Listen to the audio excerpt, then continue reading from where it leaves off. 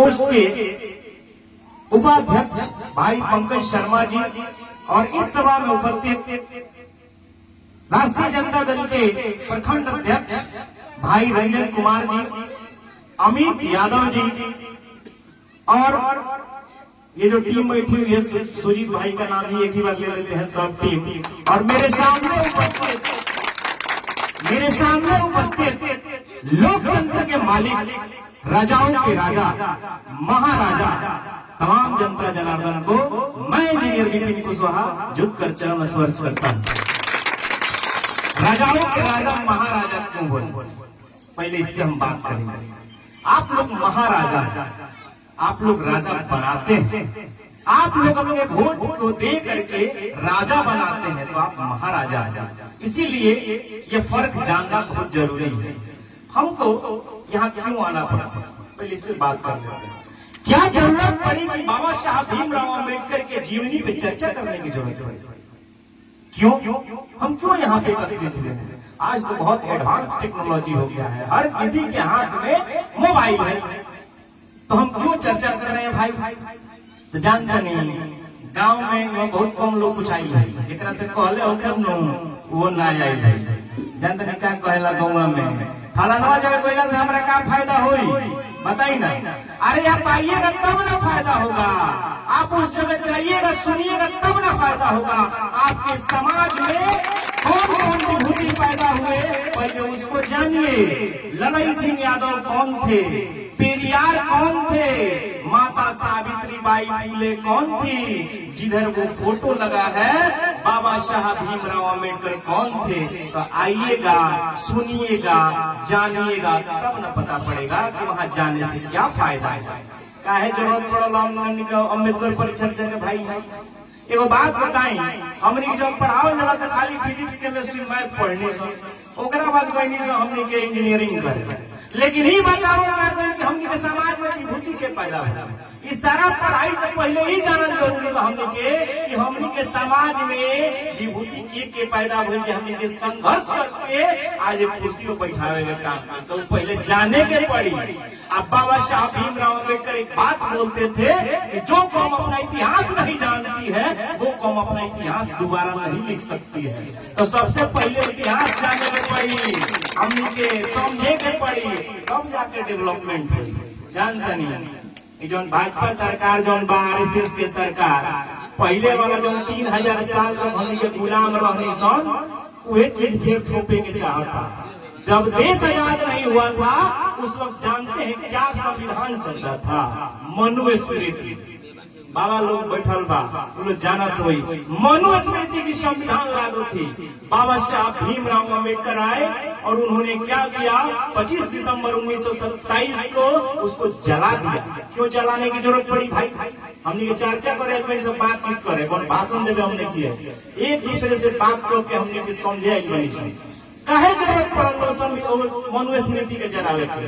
अब दूसरी तरफ वहाँ के संविधान लिख के दानी जो हाथों में किताब का काहे जरूरत पड़ल भाई? जानता नहीं, ये दूगो में चर्चा करे, बहुत आसान भाषा में लोगों के समझाता है। भाई पेन बानो, भाई पेन वो मनुस्मृति खड़ा बा, सीधा बा। जानता नहीं, मनुस्मृति में हम लिखल बात बताए, कोनो धार्मिक, कोनो धर्म के बाद कोनो बात हम भड़कावे नहीं किए, जो धर्म के माने नहीं माने, जो लिखित है, जो उसमें वर्णित है, वो मैं बताने आया हूँ आपके बीच। हर ऊपर वाला कैपो बनो उजनतनी ब्राह्मण समुदाय हो, मुंह से पैदा हुई, जो लिखित बाबू बताओ तनी मनुस्मृति के पढ़ लीजिएगा, गूगल कर लीजिएगा। जस्ट उसके नीचे जाइएगा ना, वहाँ पे जानते हैं क्या है? वो है क्षत्रिय, वो भुजा से पैदा हुए हैं।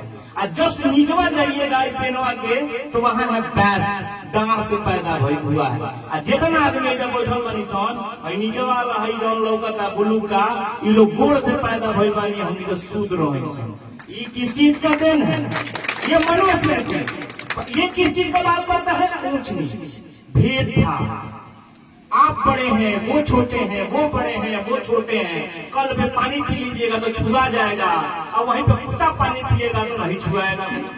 तो क्या है? तो बाबा साहब जब आए, जब ये ऊंच नीच देखे ना, तो सीधे पलट दिए पेनवा और एक संविधान दिए वो संविधान में उन्होंने लिखा कि ये जो संविधान है इक्वालिटी का बात करता है, समानता का बात करता है, ऊंच नीच का बात नहीं करता है, भेदभाव का बात नहीं करता है। प्रस्तावना का पहला पेज पढ़िएगा, संविधान का जो किताब ले बनी बाबा साहब, उसमें लिखा होगा we the people of India, हम भारत के लोग, ना कि चमार, ना कि दुसार, ना कि कोयरी, ना कि दोसर जात। उसमें लिखा है we the people of India, हम भारत के लोग, किसी धर्म की वर्णित नहीं है। कितनी खूबसूरत हमारा संविधान है। हम नहीं सुनते अलग बढ़ जाता नहीं सुनते सब। उसमें जानते हैं क्या है? 5000 3000 साल से हम लोग गुलाम थे। देवदासी प्रथा, देवदासी, हमारे घर की पहली बेटी पैदा हो गई, उसको देव को दान कर दिया जाता था मंदिरों में, और बड़ी होती थी तो क्या होता था आपको पता? आप लोगों को पता है क्या होता था? पढ़े की जरूरत बा, जाने की जरूरत बा, कब जाके विकास हुई। बंधुआ मजदूरी पर था।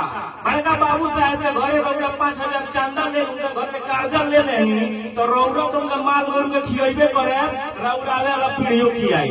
जानते हैं उस समय की सती पर था, किसी की शादी हुई नहीं, वो मर गया व्यक्ति, उसी पचाठी पे उसकी औरत को जला दिया जाता था जिंदा। कितना खत्म पड़ता था, कितना खत्म प्रथा था, ये सब जाने के पड़ी। ये किसी में वर्णित था, मनुस्मृति में। बाबा साहब आए तो बोले ये सब ना चलेगा। उन्होंने एक संविधान दिया, और संविधान पढ़िएगा तो आपका बच्चा इंजीनियर बनेगा, संविधान पढ़िएगा तो आपका बच्चा डीएम बनेगा, संविधान पढ़िएगा तो आपका बच्चा डॉक्टर बनेगा। यदि कोई ग्रंथ पढ़िएगा तो आपका बच्चा ना इंजीनियर बनेगा ना ही डॉक्टर बनेगा। ये दोनों में फर्क समझना पड़ेगा। अब बाबा साहब जो कह रहे हैं ना, ये हाथ का इशारा, वो किधर इशारा कर रहे हैं? मारामारी करे खातिर, कटाकटी करे खातिर, वहाँ के इशारा करता नहीं कि राजनैतिक और शैक्षणिक दोनों रूप से मजबूत होना पड़ेगा, तब जाके हमारा समाज डेवलप होगा। तो किताब पढ़ी, अजान दरी हथवा के इशारा कहाँ बा? वो है लोकसभा, जो देश के महापंचायत बा, जो संसद कहते नहीं को वही में पहुंचो। उसमें पहुंचोगे तो वहां से सारी चीजें तय होती है कि एग्जाम कैसे होगा, इंजीनियरिंग का, मेडिकल का एग्जाम कैसे होगा, इस देश में कैसे शासन चलेगा, उस महापंचायत से तय होता है। तो राजनीतिक और शैक्षणिक रूप से हमने को मजबूत होकर पड़ी। पहले के जमाना में और जनता ने एक और महापुरुष पैदा बनी है देश में, कुछ चर्चा लोग जाना तो है। पहले का रहे, संविधान तो लिखा गई, लेकिन 90 के दशक तक आप ही का खटिया, आप ही का कुर्सी, आप ही का द्वार, क्या आप दरवाजे पे कुर्सी पे बैठते थे?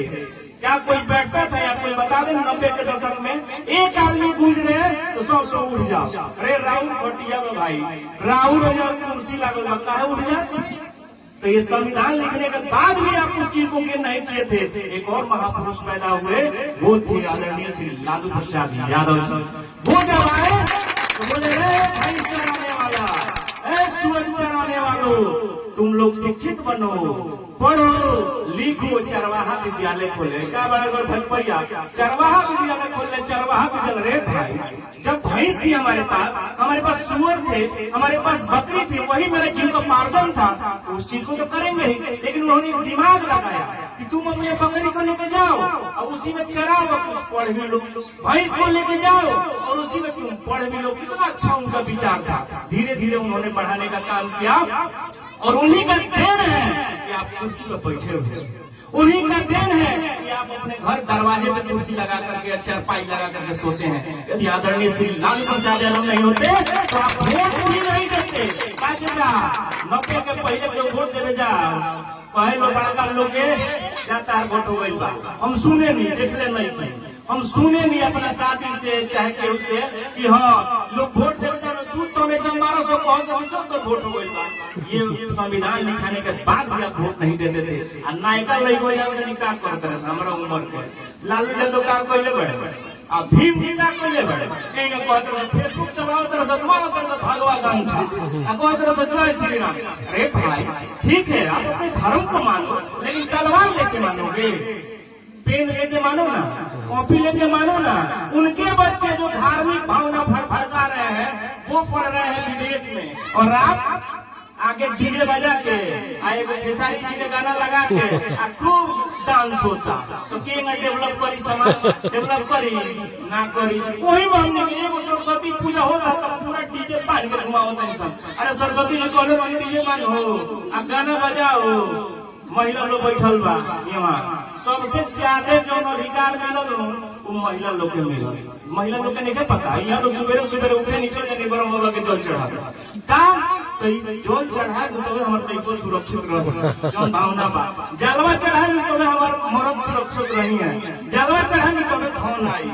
अरे भाई आप पूजिए, लेकिन सबसे ज्यादा समझना जरूरी है संविधान का। संविधान के देन है तो पहले वस्तु के तरह, वस्तु के तरह महिला लोग के घर से निकले के बाहर अधिकार ना रहे।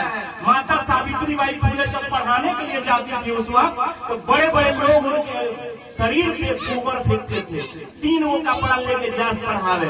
माता सावित्री बाई फुले असली तो देवी वो है कि आप लोगों को पढ़ाने का काम किए, महिलाओं को घर से निकाल कर पढ़ाने का काम किए। आज डीएम बनता लो महिला लोग, एक देन बा संविधान के। आज IAS बनता लो महिला लोग, एक देन बा संविधान के। आज नेता बनता लो महिला लोग, एक देन बा संविधान के। संविधान ना रहे तो ना मुखिया बनती रहोगा, ना सरपंच बनती, ना MLA बनती, ना MP बनती। तो संविधान बहुत ज्यादा, सबसे ज्यादा पवित्र जो ग्रंथ बा वो बस संविधान। संविधान के मानी जानते नहीं भाजपा को दुआर पर वही जानते नहीं क्या कहे कि 5 किलो अनाज रोगा के देता है। बहुत अच्छी बात है, आप हमें 5 किलो अनाज दे रहे हो। चाचा है चाचा बदल बने। पहले के जमाना में जब कांग्रेस के राज रहे तो क्या अनाज ना मिले, मिले नो को किलो मिले, 35 किलो मिले। अनाजवा के साथ साथ क्या मिले, चनो मिले, अरे दालों मिले, तेलों मिले, चीनियों मिले, मिले कि ना। 5 किलो दे के पूरे वीडियो फोटो छपवा के हम 5 किलो दे रहे हैं, 5 किलो। वही महिला लोग और माता बहन लोग डूबा जाता ये बचिया बता। अरे एक पहलू मिले, ये चीज समझल बहुत जरूरी बा।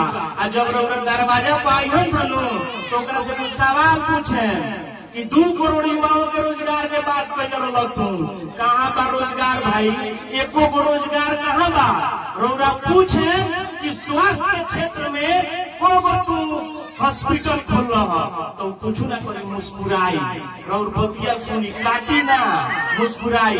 रौआ ओकरा से कहे कि पूर्व के 2014 के पहले जितना सरकार रहे 55 लाख करोड़ के कर्जा ले रहे, जौना में एम्स भी बनल, इंजीनियरिंग भी बनल, ये देश के सारा प्रतिष्ठित संस्थान बनल। आ तू 9 साल पे मिसाल कहता रहो तू 85 लाख करोड़ कर्जवा ले बड़ो, कहाँ खर्चवा कैलो तो वो फिर मुस्कुराएगा और आपको भटकाएगा। और जानते हैं क्या कहेगा, मंदिर बनाई है 370 धारा हटो, 370 धारा हटोगी है।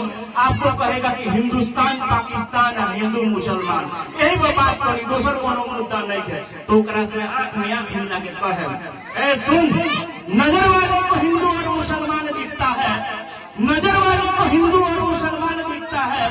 मैं तो अंधा हूँ साहब, मुझे हर शख्स में निशान दिखता है, मुझे हर शख्स में निशान दिखता है। तो इंसानियत के बात करे के बाद धर्म में नहीं बटे के पूजा करतनी करी, लेकिन इहो के पूजा करी। यहाँ के पूजा करे के ना कहले रही, यहाँ कहनी कि हमारा जो नीति बा, हमारा जो सिद्धांत बा ऊपर चले के यहाँ कहले रही। शिक्षित बनो, संगठित रहो, संघर्ष करो। शिक्षित तो हो बनी समझी के पूछा दी बड़ा निमन कपड़ों पहनतनी सन, आ संगठितो बनी सन तो हेजा बैठल बनी सन, आ संघर्षो कर बनी सन अपना चीज खाती, लेकिन केकरा खाती अपना खाती। पढ़ लिख ले एगो दरोगा लड़का बन जाए गाँव के तो सबसे पहले 4 दीवारी लगवाई कि हमारा भैया के लड़का के हमारे मरवालवा गंदा मत कर दे। तो केगा समाज डेवलप हुई, शिक्षित तो हुआ, संगठित भी है, और संघर्ष भी करे, लेकिन अपने भाई पटीदार को नहीं देख रहा। तो देखना बहुत जरूरी है ये चीज। तो शिक्षा बहुत जरूरी बात। शिक्षा बाबा साहब एक बात बोलते थे, शिक्षा उस श्रेणी का दूध है जो पिएगा वही दहाड़ेगा। तो शिक्षा जब तक रही तब पिए तब दहाड़े। चल जाई रौरा मझवलिया बाजार आ जाए नु तब केहू धोती कुर्ता पहनल बड़ा बढ़िया टाइट भेटाइया। चाचा कहे फलाना जी ना, ए फलाना तू लोगो तो नहीं कहो कहाँ रहता रहो, तंजा एगो चाय लिया, तनी एगो होले से तनी पान बनवा लिया, आप ही का पान आप ही का चाय आ कहेगा कि मोदी जी बड़ा बढ़िया काम करता है। चूंकि रोवन नॉलेज नहीं है, रोवन नॉलेज नहीं तब ना पूछती ओकरा से कि रे भाई तू रोजगार कहाँ गई, जितना बतिया कर पहले कहनी तो जाने तब सवाल करें। तो देख लो शिक्षा बहुत जरूरी बा। हम हमेशा बोलते हैं कि शिक्षा से ही सामाजिक बदलाव संभव है। कोई व्यक्ति है गरीब है, उसके बच्चों के हाथ में या आपके हाथ में 5,000 10,000 रुपया दे के हम चले जाएं तो बदलाव नहीं आएगा। उनके बच्चों के हाथ में कॉपी पेन किताब पकड़ा देंगे तो नो डाउट 4 साल 10 साल 15 साल में बदलाव आ जाएगा। तो बंटना नहीं है। धर्म में तो और ही मत बटी। तो धर्म पे एक बात बोलना चाहेंगे कि क्या करने आए थे और क्या कर बैठे। हम सब क्या करने आए थे और क्या कर बैठे। कहीं मस्जिद बना बैठे तो कहीं मंदिर बना बैठे। अरे हमसे तो जात अच्छी है उन परिंदों की, अरे हमसे तो जात अच्छी है उन परिंदों की जो कभी मस्जिद पे भी जा बैठे तो कभी मंदिर पे भी जा बैठे। तो धर्म में नहीं बटेंगे, एकजुट रहे के बाद चुनाव आ रहा बा 24 के। हमने के आदरणीय श्री लालू प्रसाद यादव जी के आह्वान बा कि ये मेरे टीम के लोगों जाओ, जाकर के अपने लोगों को जगाओ और संविधान बचाने की बात करो। क्योंकि ये सत्ता में बैठी हुई आरएसएस जो सरकार है 500-500 रुपया दे के वोट खरीदती है और इस संविधान को बदलने का काम कर रही है। इसीलिए आपके दरवाजे पे हम लोग आए हुए हैं। बहुत सारा बात ना कहे, लास्ट में एगो बात कह के अपन बात के खत्म कर देंगे। बहुत देर से लोग बैठल बनी ये भाई सरकार खाती कि लाठी से मारकर हमें तू डरा रहा है। सुन लीजिए, लाठी से मारकर हमें तू डरा रहा है, कमजोर है हम पीट कर ये तू बता रहा है। कसम खाते हैं जालिम तेरी हुकूमत को हिला देंगे, कसम खाते हैं जालिम तेरी हुकूमत को हिला देंगे। आने दे 24 का समय, लालटेन का बटन इतना जोर से दबाएंगे कि तेरी औकात बता देंगे। मैं अपनी बात को खत्म करता हूँ, पर नारा लगा लीजिए, जय भीम, जय भीम, जय भीम, जय भीम, जय संविधान, जय राष्ट्रीय जनता दल। बहुत बहुत धन्यवाद।